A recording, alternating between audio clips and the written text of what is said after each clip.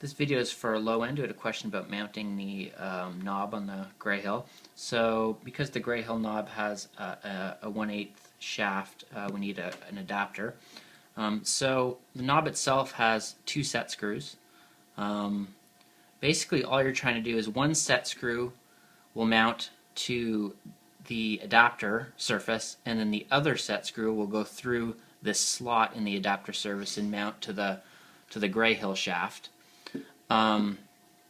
So what I start by taking your Allen key and pulling out each of the screws so they're not sticking out the bottom here.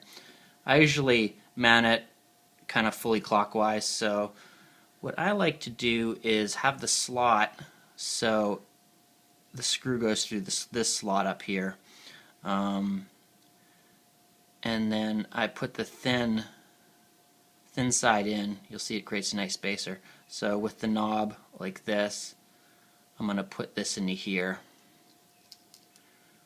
Like that. So I've got the slot. The slot is facing this set screw here. I'm going to screw this in all the way, just temporarily.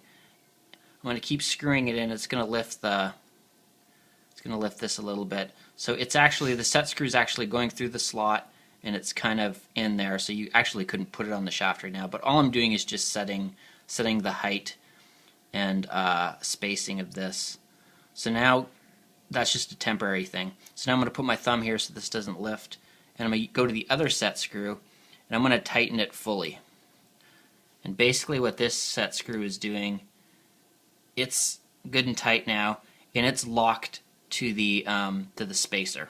So the spacer has now been set into place. Now I can go back to the other set screw, the one that's going through the slot, and loosen that, because that's the one that's actually going to attach to the shaft of the Grayhill. So I've loosened that all the way out, but our shaft is still locked in by this other one. So next I'll take this Lola here.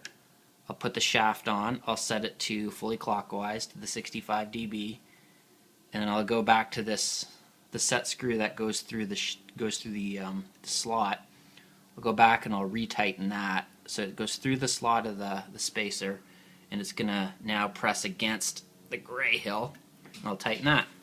So now this screw is going through the slot and hitting the Grayhill shaft, and this screw is just locking to the spacer, the outside of the spacer. And now I have a fully